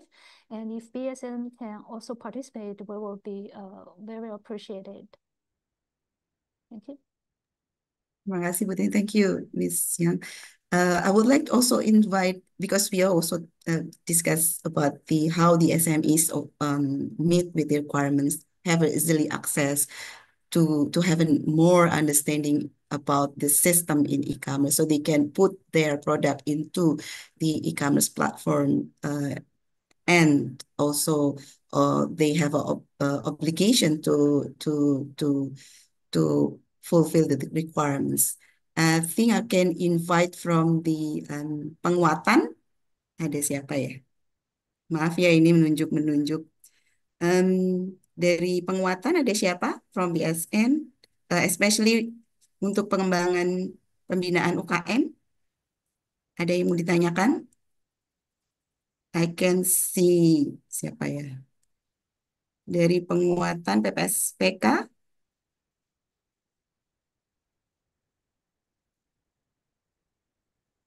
Ada siapa ya? Sorry.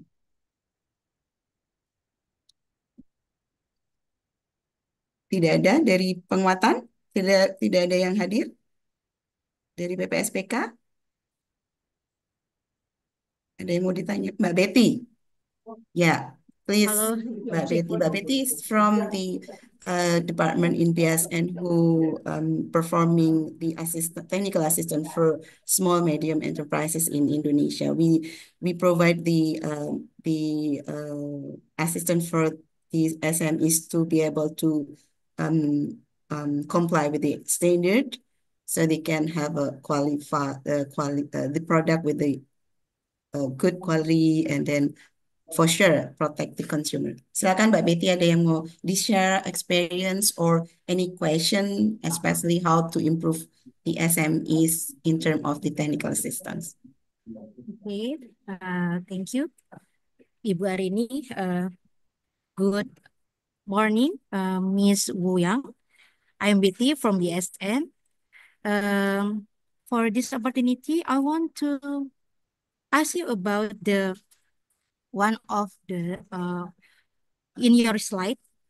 Correct me if I'm wrong. In the number 4, in your slide in number 4, there is a key to e-commerce business stage, and you say like upstream supply, and then after there is. Can you see the screen now? I'm Yeah. still sharing my screen. Yeah. After okay. sales, yeah. Okay. And my question is, in the real practice, if one of them is not ready, is it allowed to go ahead to e-commerce business? Like for the example, is not a warehouse or is not upstream supply. It's like that. And for the sixth case, is there like a priority to our do to make good commerce business? That's my question, Ms. Gu Yang. Could you please repeat your question again? I think that I missed several words. These are the key stages in e-commerce business, and your question is regarding to the after sales. Whether could you please just repeat your questions? Okay. Yeah. Correct me if I'm wrong. In your slide number 4, there is a key e-commerce business stage. There are upstream supply, online transaction, logistic, and then after sales. Yeah. In the real practice, in one of them is not ready, is it allowed to go ahead to e-commerce business? My first question. And the second question is, and for the 6 keys, is there's like a priority to make a good e-commerce business? So the analysis of these key business stages is to the purpose is to analyze the supply chain so we can identify where the risk sources come from. So if you say that if I understand your question right, so if some business enterprises do not get involved in certain stages of this, certain business stages, are they allowed to be part of the e-commerce? Of course it is. So they do not have to have all those stages, because we have manufacturers on the upstream supplier, we have platforms and sellers on online extraction stages, and we have logistics service provider and warehouses in this next stage. So you don't have to have cover the full range of this business activities to carry out the e-business. Everybody just plays certain role in these key stages, if I understand your question right. And as regards to the priorities in after sales, I would like to recommend you to read the standard ISO TR 32123, and that is a technical report for after sales service, in which we identify the key factors that affects the after sales quality, the quality of after sales services, and it includes the logistics, the online responses from the sellers, and so on. And we also analyze those factors that may have impacts on the service, like policies and the responses and so on. So if you take a look at those standards, you can identify those key factors for after sales services and find out, according to your business priorities, what should be prioritized to guarantee the services qualities. I hope this answers your questions. Thank you. Okay.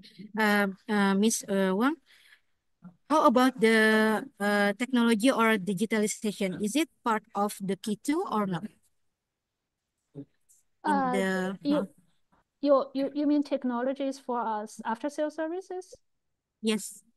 Maybe I think if we develop some of the technology, is it about the like a part of the key too or not? Well, technologies surely plays a very important role for if we're talking about quality improvement in e-commerce at various stages. And if we take after sales services as an example, you can see a lot of let's see the application of ChatGPTs to serve as to answer the questions of customers. So I think that that certainly helps to improve the quality of the e-commerce services. And talking about that, I would like to remind you that there is a newly established TC351, which is focused on the contact center. So we are trying to propose a standard for like smart contact center, which will address the issues of using like adoption of ChatGPTs in after-sales services, for example, like that. So let's say if you are interested, we can jointly make proposal in this area. Thank you. Thank you, Ms. Yan. Thank you. Yeah, but Betty, thank you as well. I think we have also a question in the chat box related with the SMEs, small medium enterprise. What China, is there any like policy or incentive or any kind of technical assistance provided by the government of China to make sure that SMEs also could or they are able to participate in the e-commerce platform, so they can easily understand, or they can do whatever they can do in terms of complying the regulation. Can you describe or provide the example perhaps, or any policies that perhaps China has?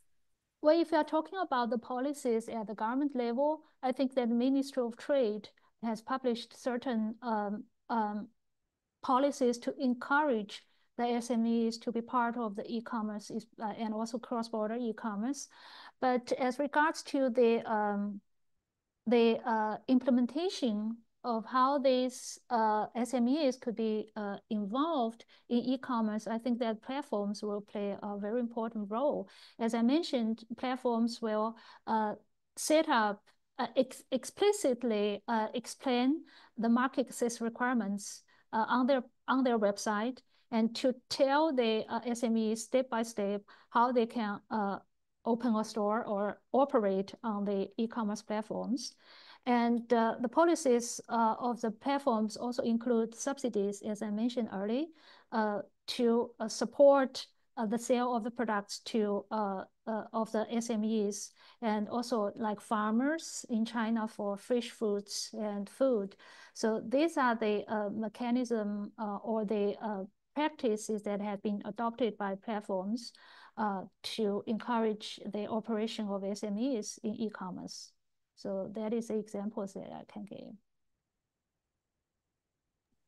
In terms of the conformity assessment mechanism, is there any, for instance, for small medium enterprises, most probably they don't have enough resource for perhaps to do the testing laboratory, because it's quite expensive to do that, or even certification. Do China has this not special, what we call the conformity assessment procedures that perhaps could facilitate the small medium enterprises so they can have what we call the not too expensive in terms of conformity assessment body, or any incentive from the government to facilitate this in China? At the government level or conformity assessment bodies level, I don't think we have this reduction of cost for us SMEs, because that is quite a fixed procedures, as well as the prices, especially for mandatory certifications. But with two measures, we do help the SMEs. The first is that the education for SMEs, as I mentioned, will help them to understand the market access requirements, and these are free. And we cooperate with Amazon, and these are free education programs. And the second thing is that we are trying to help them with like what I displayed on my, let's see, here. So there is one test report or one certificate and global recognition that will also help to reduce the cost. So for electrical appliances, we are issuing CB reports, which can be accepted, as you know, in IEC CB scheme, like in over 70 countries, and that will certainly reduce cost. And we are also trying to cooperate with governments and certifying bodies in different countries to make sure that they can accept our test or certification results, which will also help to reduce the cost for the conformity assessment. So that is the measures that we are taking to help the SMEs to be in compliance with all those requirements. Thank you. Thank you, Ms. Yang. I think we already answered the question about the SMEs. Bu Linka Setkap, apakah sudah terjawab, Bu? Ya, Bu Arini. Silakan. Okay, so thank you for the answer, Ms. Yang. But I want to know about what are the Chinese government intervention in order to make the local product, the SMEs products, can compete internationally, like maybe the trade facilitation for export product base, or maybe like access to foreign market. Thank you. Thank you very much for your question. And this is also beyond my expertise as well, but I will try to answer that. So I think that the competitive advantages of Chinese SMEs are lower price.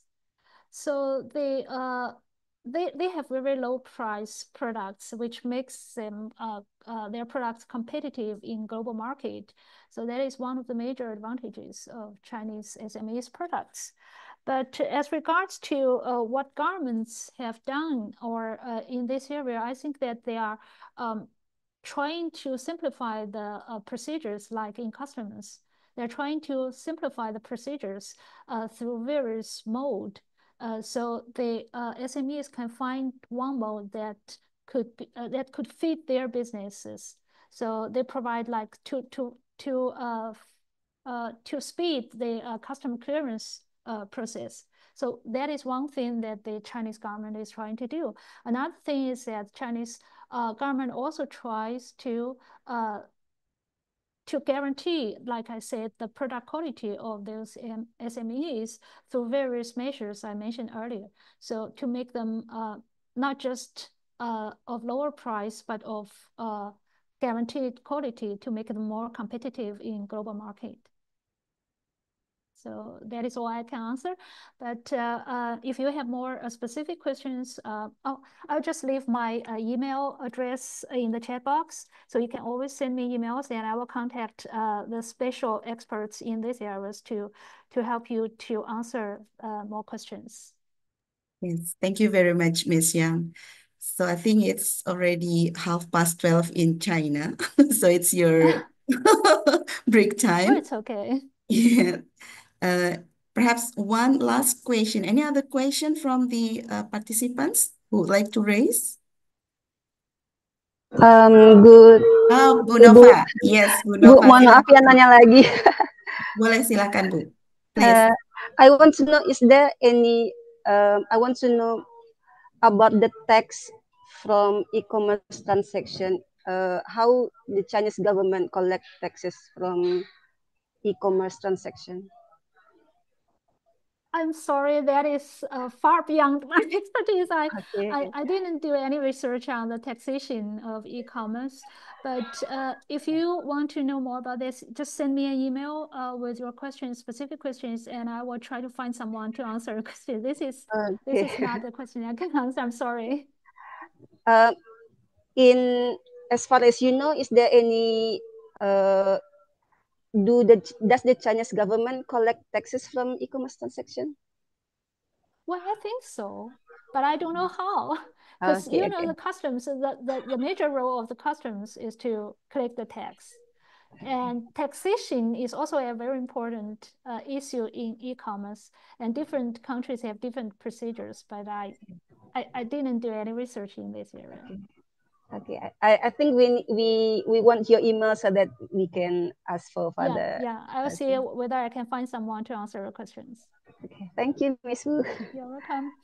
It seems not the last question. Okay, then one last question, Mbak Eko Septi. Silakan, Mbak.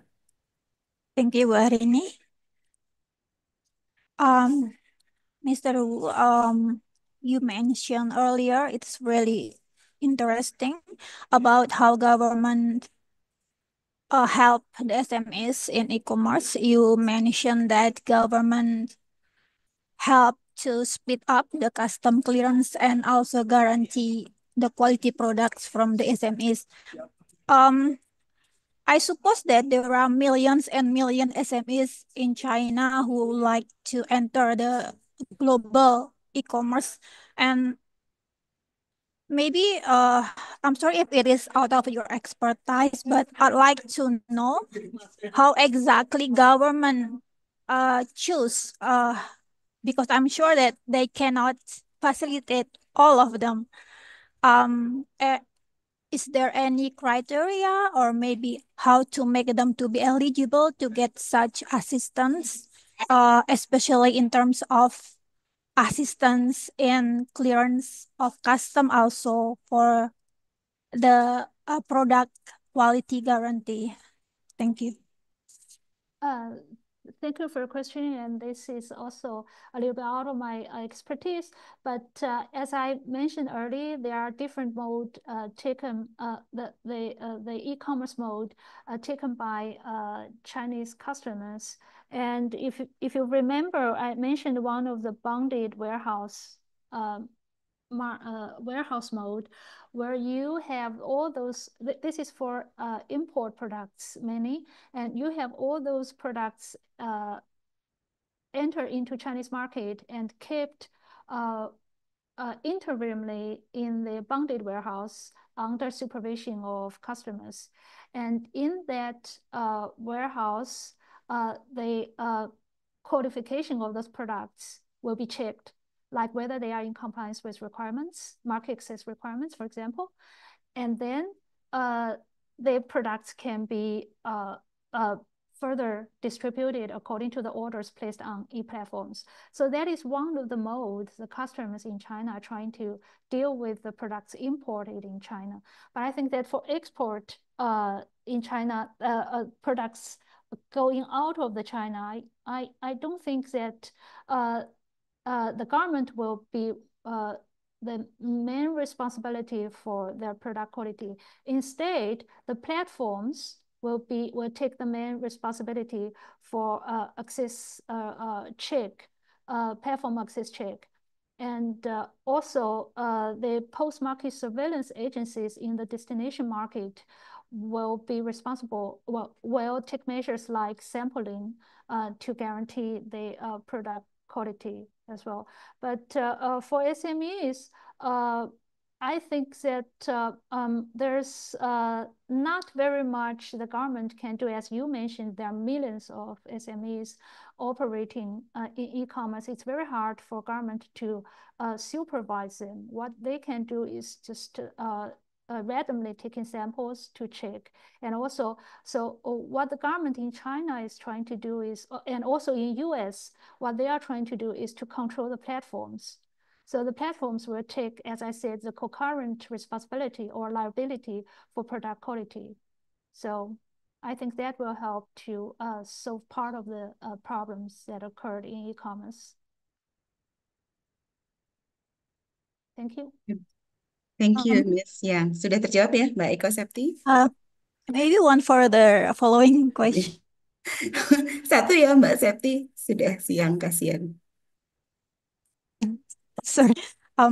Okay, so to the platform, if I may, like taking back a few years back, for example, Alibaba, maybe if you know, like how did they manage to eventually they can expand their business into global e-commerce? Do they take some certification, or maybe if you can share a little bit? about how actually the e-commerce can expand their business to the global e-commerce. Thank you. If you are talking about the licenses, how they get licenses for operation in overseas market, that is beyond my expertise, and I don't know much about that. But if you are talking about how they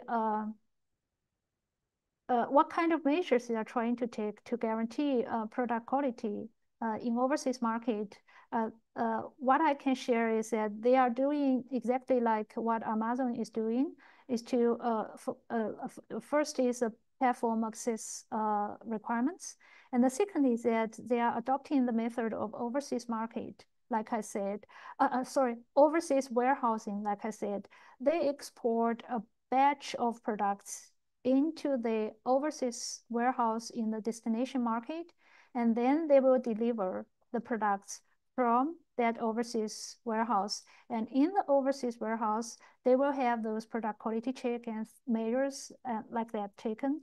And they will also make sure that the products are in compliance with the destinations markets requirements. So it's part of like the traditional trade at the from China to destination market, but then from destination market to the consumers, that is the e-commerce way of doing businesses. So that is what I share. Thank you. Okay, thank you. Thank you so much. Yeah. Yeah, Bu, Mbak Ika udah ya? Thank you very much. I think it's time to, yeah, it's already 12:30 your time for break in China. So it seems that this session is very informative, very important for us under the cooperation between BSN and CQC facilitate how we can understand more about the China's regulation, China system, so we can learn. And then at the end, eventually, we can also improve our system, our standard, the conformity assessment system as well.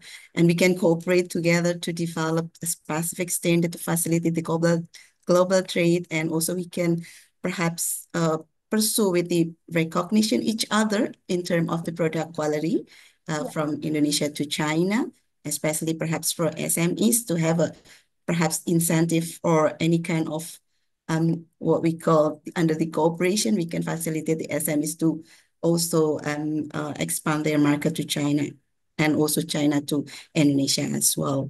And the importantly that we make sure that the quality of product that being distributed into e-commerce have the similar quality with the physical merchant in the offline store, and also under the supervision of the specific institution that have the authority to do the conformity assessment mechanism, and also supervised by the relevant ministry in Indonesia or in China. But we are really thank you for your time, for your thought, for your presentation, and for your knowledge that being shared to us. It's very useful. It seems that we would like to have another session, another topic, especially on standard conformity assessment. At the end, we would like to have a improvement in terms of the competitiveness in Indonesia and in China as well. Thank you very much, Ms. Yang. Ms. Hu Yang, Thank you for your also for this time. opportunity, and we are very much looking forward to our cooperation with BSN, either in standardization or conformity assessment, as you mentioned. And let's see what other follow-ups we can do. If you want more knowledge sharing, I can also, let's see how we can organize another seminars or something like that, and I will invite more experts to join us, and also we can see in which specific area we can cooperate with BSN, and I'm very looking forward to it. Thank you very much for the opportunity. Thank you, Ms. Yang. We would like to reach you out when we would like to have another knowledge sharing in terms of the Thank you very standard. much. Thank you for your organization and hosting. Okay. Thank you. Bye-bye. Thank you everyone. Thank you semuanya. Terima kasih semuanya. Selamat ketemu lagi nanti di sharing knowledge berikutnya. Terima kasih dari Setkap, dari Kemendak, dan dari Kemenprin yang hadir dan berpartisipasi aktif dalam acara ini. Terima kasih. Wassalamualaikum warahmatullahi wabarakatuh.